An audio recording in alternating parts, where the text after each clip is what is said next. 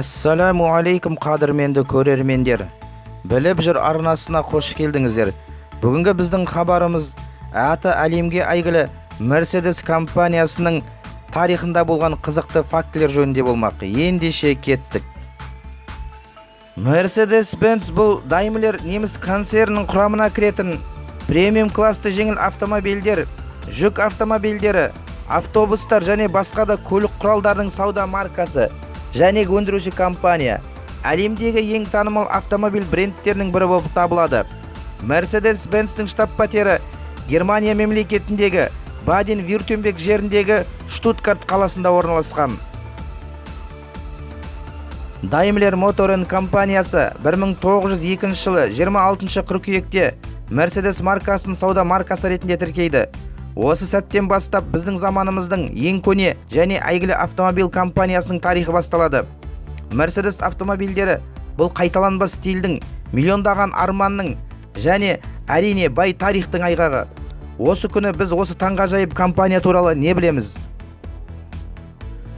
Бұл компанияны құрған кісілер Карл Бенц, Готлиб Даймлер және Вильгельм Майбах деген кісі.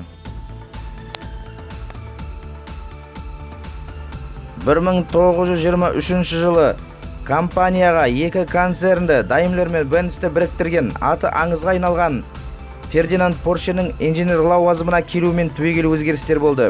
Жігерлі Порше өзгерісті жалғастырып, барлық өндіріс пен жабдықтарды жаңартып қайта жасады, ал өндірілген автокөліктер Mercedes-Benz деп атала бастады. 2018 жылы Mercedes-Benz бренді 48 миллиард 601 миллион долларға бағаланып, автокөлік өндіруші компаниялар арасында Toyota'дан кейін екінші орынды және әлемнің барлық брендтері арасында 8-ші орынды иеленді. Брендез бағалауы бойынша 2018 жыл бренд топ 100 әлемдік ең құнды брендтер тізіміне кірді. Онда 25 миллиард 684 миллион доллар тұратын ең қымбат брендтер арасында 46-шы орынды иеленді. 2019 жылы Mercedes-Benz бренді 60 миллиард 355 миллион долларға бағаланып, автокөлік өндіруші компаниялардың рейтингінде бірінші орынға ие болды. Mercedes-тің негізін қалаушы Карл Бенцтің алғашқы агрегаты алғаш рет 1887 жылы Париж автосалонында көрсетілді. Бастапқыда адамдар бұл таңқаларлық өнертабысқа күмәнмен қарады. Автомобильдер үшін олар тіпті бірқатар шектеулерді, соның ішінде жылдамдықты шектеуді ойлап тапты. Олар қаланың ішінде автокөліктерге 6 шақырым сағатына ғана жүруге және қаладан тыс жерде 12 шақырым сағатқа ғана жүруге мәжбүр етті. Сондай-ақ жылқылар да бұл автокөліктерден мықты үркейтін еді. Олар осы уақытта Германия жолдарында өте көп болатын. Бірде тіпті Карл Бенцтің үстінен арызданушылар да табылды.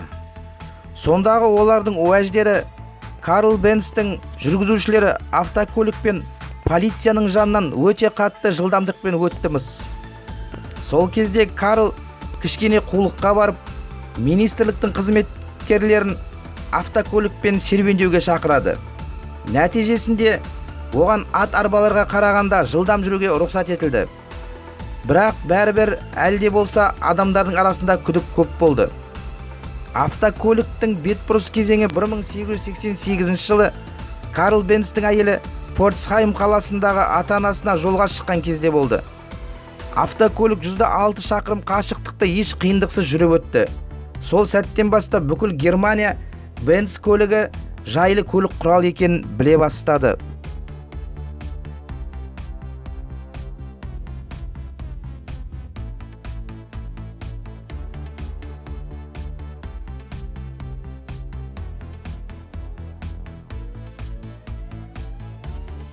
Жерде, көкте және теңізде. Сіз Mercedes логотипіндегі 3 сәулелі жұлдыз нені білдіретінін білесіз бе? Барлығы өте қарапайым. Өйткені бастапқыда компания тек автомобильдермен ғана емес, сонымен қатар ол әуе және теңіз өнеркәсібінде де жұмыс істеді. Негізден авиациялық және кеме қозғалтқыштарын жасады. Барлық 3 саладағы жетістіктеріне байланысты Mercedes бұл маңызды оқиғаны өз логотипінде мәңгі қалдыруға шешім қабылдады. 3 сәулелі жұлдыз марканың құрлықтағы, судағы және әуедегі жетістіктерін білдіреді.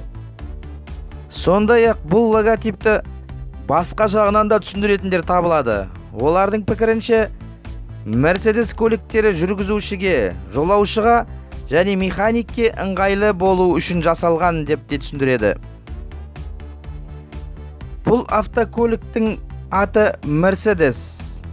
Ол аттың әйел есімінен шыққанын білеміз. Бірақ бұл автокөлікке қайдан келді? Оны біріміз білсек, біріміз білмейміз. Бір күні Австрия-Венгрия елшісі Эмиль Елиник деген кісі Daimler кәсіпорнына қаржы салуды ұйғарады. Өйткені ол автомобиль бизнесі жақын арада бұрын соңды болмаған жетістікке жетеді деп сенді. Және бұл сенімнен ол кісі қателескен жоқ. Және бұл кісінің есімі күрделі қызы болды. Ол қыздың есімі Адриан Мануэла Рамон Елиник болатын. Бірақ оны отбасында ата-анасы жай ғана Mercedes деп атады. Жалпы Mercedes сөзі испан тілінен аударғанда мейірімді дегенді білдіреді. Анасы қызын кейде осылай атайтын. Сонымен Бенцтің кәсіпорны Daimlerмен біріккеннен кейін компания басшылары жаңа сауда белгісін қалай атау керектігі жөнінде көп ойланды. Оған Daimler атауын бере алмады. Себебі Daimler сауда маркасы Германияда тіркеуде тұрған болатын. Сол кезде Германияның заңы бойынша екінші қайтара тіркеуге болмайтын. Сондықтан Карл Бенц жаңа сауда маркасын Mercedes-Benz деп атауды ұсынды. Стив Джобстың қандай көлік мінгенін білесіз бе? Стив Джобс тек қана Mercedes автокөлігін мінген. Және ол Mercedes-Benz CL25 AMG болған. Және оның автокөлігі әрдайым мемлекеттік нөмірсіз жүрген. Және жарты жылда автокөлікті жаңартып отырған. Себебі Джобс автосалонмен келісім-шарт жасасқан. Ол жарты жыл сайын оған жаңа Mercedes-Benz CL25-ті беріп отырған. Және ескісін кейін қарай алып кетіп отырған. Калифорния штатының заңдарына сәйкес мемлекеттік нөмірді орнатуға 6 ай уақыт берілген. Одан салонға не пайда деп ойлайсыздар ғой?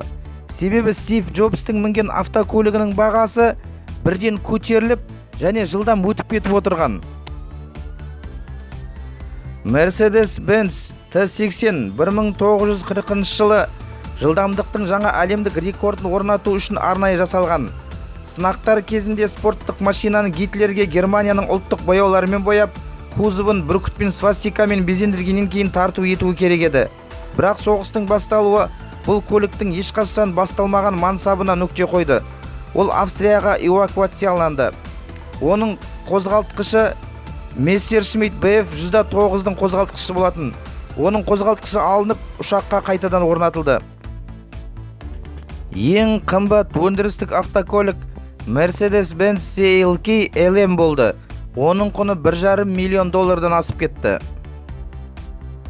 Mercedes-тің экстремалды жағдайда сенімділігі іс жүзінде бірнеше рет дәлелденді. Бір мысал, 1998 жылы Грузия президенті мінген Mercedes автокөлігі автоматты қарудан және гранатометтан атқыланды. Грузия басшысы тіпті жарақатталған жоқ. Көптеген жылдар бойы концерн бір қозғалтқыш бір адам деген кредоны ұстанады. Демек, әр қозғалтқышты тексеруге бір адам жауап береді. Ол оны тексереді және өз қолтаңбасымен құжаттарға қол қояды. 21 ғасырдың басында Mercedes-тің қамқорлығымен медиа империя құрыла бастады. Бүгінде оның құрамына 3 автомобиль басылымы және интернеттегі өздерінің теледидары кіреді. Тарих және басқа да фактілер Mercedes автокөліктері көптеген автокөлік иелері арасында өте танымал және беделге ие екенін дәлелдейді, және көпшілігі осындай темір тұлпарды армандайды. Қадірменді көрермендер, осы видео ұнаса лайк басып, осы арнаға жазылайық. Және көптеген пайдалы және қызықты ақпаратты жіберіп алмау үшін қоңыраушаны басып қояйық. Келесі кездескенде сау саламатта болыңыздар.